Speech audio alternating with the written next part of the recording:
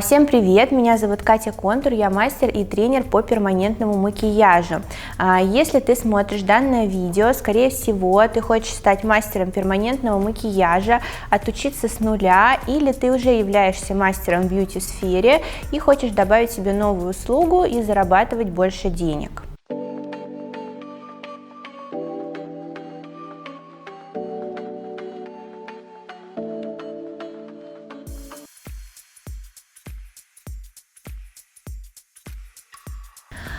Почему ты должна выбрать именно профессию мастера перманентного макияжа из многообразия бьюти-услуг? Во-первых, мастер перманентного макияжа – это самая высокооплачиваемая процедура, которую ты сможешь выполнять без медицинского образования. Второе – это свободный график. Ты будешь сама формировать свой график, даже если работать в студии либо в салоне. Администраторы всегда интересуются у мастеров, какой график им удобен, и выходишь ты именно под клиентов. Не нужно сидеть все время в студии. То есть работа с 9 до 6 это уже будет совершенно другая реальность. Ты сможешь сама планировать свой день и свою занятость. Что лучше выбрать? Перманентный макияж, татуаж, либо микроблейдинг? Давайте разберемся в этих понятиях. Татуаж появился самым первым. Он произошел от татуировки, то есть это фактически была татуировка на лице, поэтому мы помним синие, фиолетовые брови заглубленные, потому что он делался и выполнялся очень глубоко на тату-оборудовании. Впоследствии появился микроблейдинг. Что такое вообще микроблейдинг? Микроблейдинг – это ручная мануальная техника. Мастер использует в работе не аппарат, а такую как бы палочку, она похожа на ручку. К этой палочке присоединяются лезвия, либо спрессованные иглы, и мастер фактически прорезает вам кожу. То есть с помощью микроблейдинга очень легко получить рубцы, шрамы, и впоследствии из-за этого микроблейдинг стал менее популярным. У меня, например, на обучении очень много мастеров по микроблейдингу приходят переучиваться, потому что у них становится все меньше и меньше клиентов.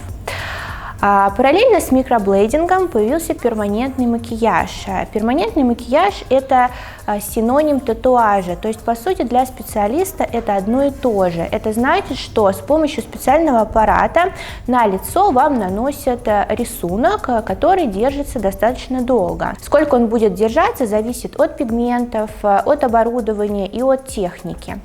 Чем вообще в принципе перманентный макияж отличается от татуажа? Как я уже ранее сказала, это фактически одно и то же, но когда уже стали использовать слово перманентный макияж, появились новые аппараты, более органические, легкие пигменты, легкие техники. Сегодня уже с помощью перманентного макияжа мы можем сделать совсем легкое нанесение, имитировать естественный макияж. Не будет инверсии цвета со временем. Если вы подробно изучаете колористику, то у вас не будет впоследствии розовых либо синих бровей, а перманент будет просто со временем немножечко светлеть. Когда ты стоишь перед выбором школы по перманентному макияжу, обычно ты выбираешь, как учиться индивидуально или в группе. Я скажу однозначно, лучше учиться в группе. Почему? Потому что индивидуальное обучение чаще всего предлагают начинающие преподаватели, то есть те мастера, которые только начали обучать, у них мало опытов и фактически им нечего вам передать. Востребованные мастера всегда учат в группе, потому что у них востребованные курсы и много желающих. Обычно запись идет за несколько месяцев. Почему еще лучше учиться в группе? Я, например, в своей школе набираю мини-группу, то есть количество людей в моей группе ограничено. Я уделяю каждому индивидуально внимание, с каждым разбираю ошибки. Но, что очень важно, когда вы приходите учиться в группе, вы учитесь вместе, то есть с другими учениками, которые такие же начинающие мастера, как вы. Вы обмениваетесь опытом, делитесь советами, то есть вы находитесь не в вакууме, не только с одним преподавателем. В дальнейшем обычно ученики всегда собираются в группы, делают группу в WhatsApp, общаются, и так легче начинать что-то новое, начинать свою профессию. Еще один вопрос. Нужна ли школе по перманентному макияжу лицензия на образовательную деятельность?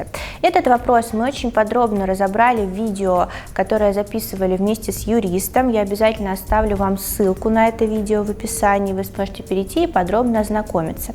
Если коротко, да, для того, чтобы получить именно базовую специальность мастера перманента, у школы должна быть лицензия, даже не просто аккредитация. Не существует никаких дипломов международного образца. В каждой стране свои правила для мастера перманентного макияжа. В Российской Федерации существует стандарт мастер по косметическому татуажу, который предполагает, что вы получите базовое обучение в школе с лицензией не менее 144 академических часов. Но, как я уже ранее говорила, лучше вам перейти в видео, и там подробно мы разбираем этот вопрос с юристом. А нужно ли мастеру по перманентному макияжу уметь профессионально рисовать, быть художником?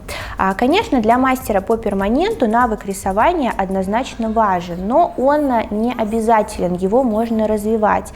Перманент – это не художественная татуировка, где важно уметь профессионально рисовать. Брови, веки и губы, они уже есть на лице, и вам нужно просто слегка их подчеркнуть и выровнять асимметрию. Но, конечно, этот навык нужно развивать. Именно поэтому на своих курсах я разработала специальную программу онлайн, которая присылается за месяц до обучения. Это видеоуроки в записи, которые вы получаете и начинаете практику по рисованию. На них я вас учу правильно рисовать, строить эскиз, отрабатывать штрих. Уже после этой подготовки вы приходите на очные занятия с наработками, мы разбираем все ошибки и начинаем практику. Практики у нас очень много. Она идет вначале на бумаге, на латексе, и только после этого вы уже приступаете к моделям. Таким образом, у вас уже более месяца практики, и вы уже можете не бояться рисовать эскиз. И обычно у учеников нет уже никаких проблем с эскизированием после моего обучения. У меня выпущено уже более 1000 учеников. Совершенно не обязательно приходить из бьюти-сферы. Ученики приходят из разных профессий. Многие начинают осваивать перманентный макияж, когда находятся на декрете. Все ученики успешно практикуют. Кто-то работает в салоне, кто-то самостоятельно. На курсе я рассказываю, как лучше начинать, как искать клиентов, как правильно фотографировать. Вы можете не сомневаться в том, что если вы будете прикладывать усилия, у вас все получится. Но, конечно, если вы будете все время откладывать свою мечту на потом, то она, возможно, у вас никогда и не сбудется.